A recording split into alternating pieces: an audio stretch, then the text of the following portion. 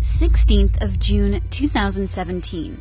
Chinese were building a road in the Donglang area, located at the Chinese side of the Indo-China border. Aim was to improve transportation for herdsmen and their livestock in order to improve their living standards. The road was also to facilitate Chinese troops patrolling the border.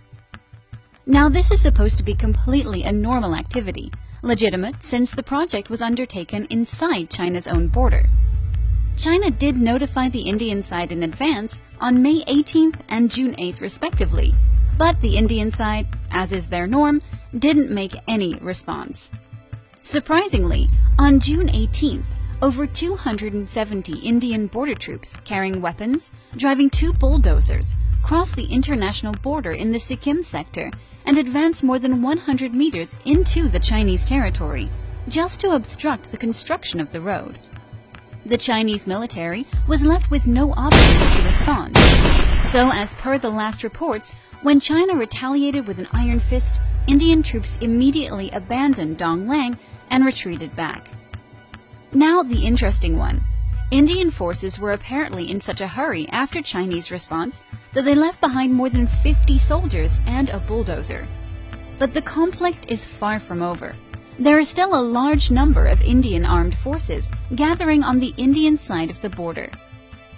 China's Foreign Ministry spokesman, Mr. Geng Shuang, has said that India's illegal trespass is a clear and undeniable fact. The action of the Indian side amounts to that of irresponsibility and recklessness. This incident is illegal under the international law. The Indian side should bear corresponding responsibilities. He also said that India is always keeping peace on the tip of its tongue, but we should not only listen to its words, but also heed its deeds. With the arrest of Indian spy from Balochistan, Pakistan, it is evident that India is operationally involved in carrying out terror activities inside Pakistan because it wants to disrupt the China-Pakistan economic corridor. My purpose of this time visit to Pakistan was to establish and meet the basic leadership of Baluch subnationals, the BLA or the BRA. What happened in Donglang is also an attempt to stop development that could have uplifted the standard of life for locals. Is India against anything and everything related to development in the region?